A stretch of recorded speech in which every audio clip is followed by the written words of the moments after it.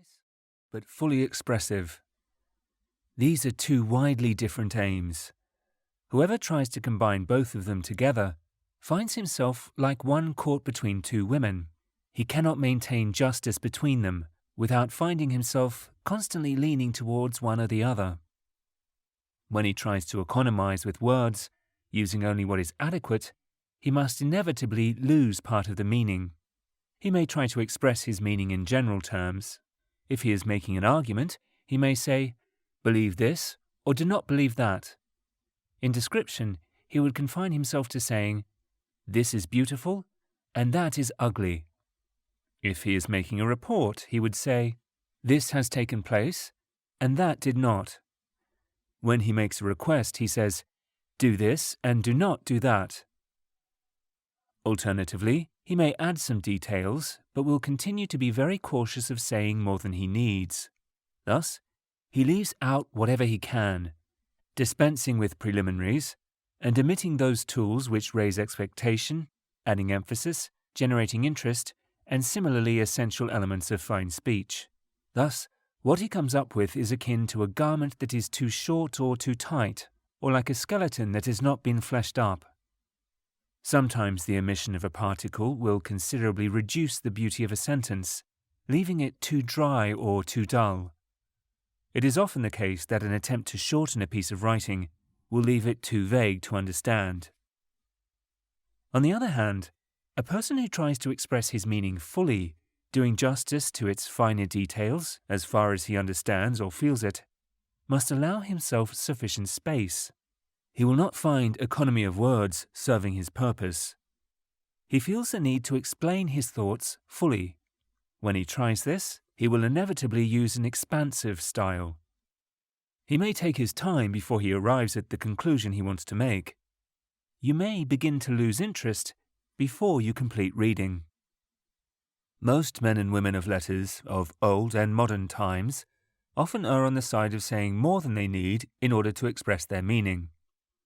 They rarely choose to be too concise. Indeed, most of them find it tempting to display their literary ability. Some resort to using unfamiliar words and constructions, forcing the reader to read a sentence more than once in order to gather its meaning.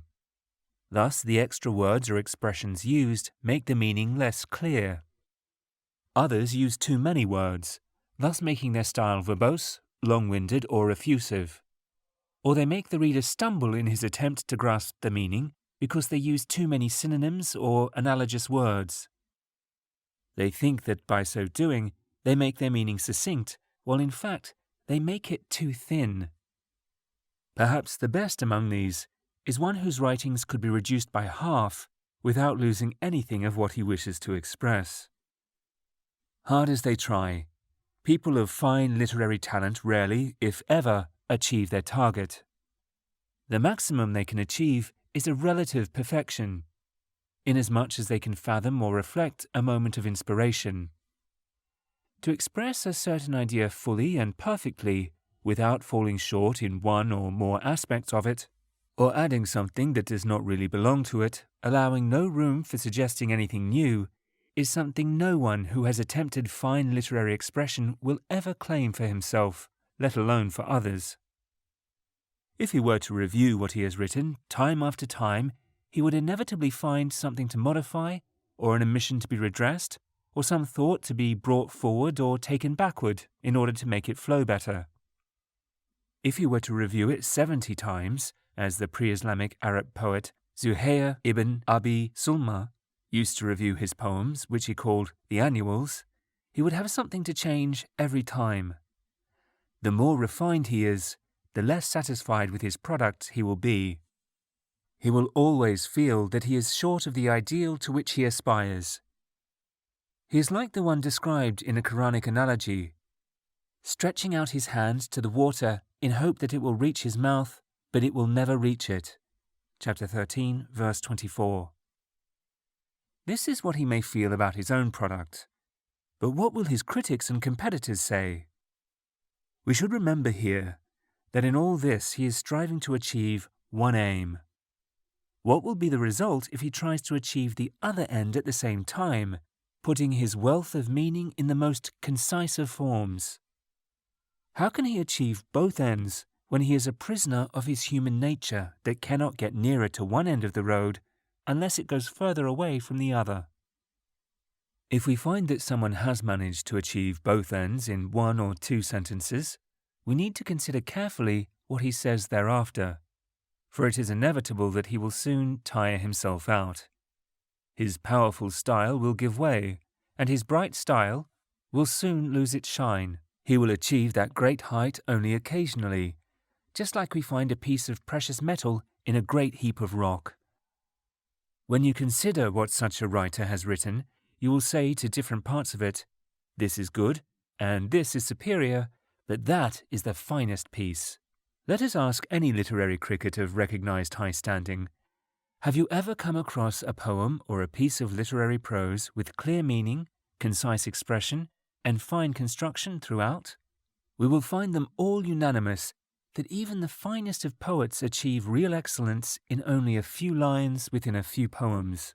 Beyond that, they may have what is average, run-of-the-mill, or even of lower standard. They would say the same about orators and writers. Indeed, such shortcomings are clearer in their case.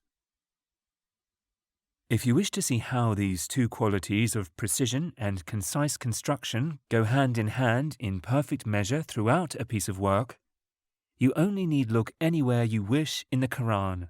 You are bound to find literary expression that fits the purpose perfectly, without leaning towards expansion or inadequacy. Every idea and every point is given in a clear and full picture.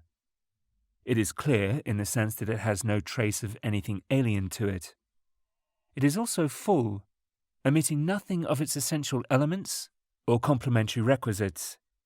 Yet at the same time, it is expressed in the finest and most concise style. Every word, particle, or letter has a purpose to serve.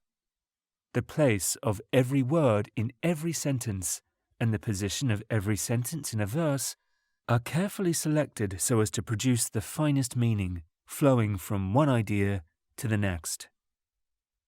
Put your hand over any page of the Quran you choose and count the number of words you have covered. Then select an equal number of the most expressive words in human speech other than those in the Quran and compare the meaning in both cases. Although the Prophet's own style is the most concise and eloquent human speech, it is far less concise and rich in its meaning than the Quran.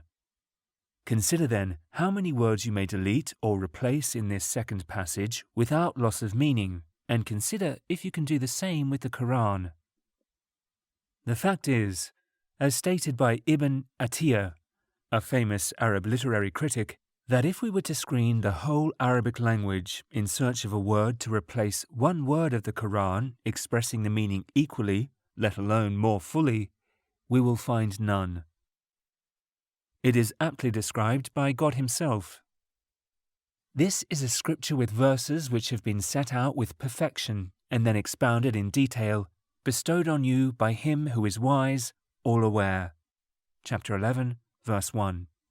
Let us now examine this verse very carefully. The whole idea we have discussed is combined here in two phrases, each expressed in a single Arabic word in the original text, set out with perfection and expounded.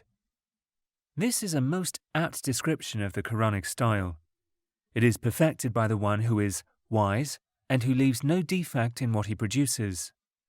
It is also expounded by the same one who is all aware and who knows every detail of every living thing.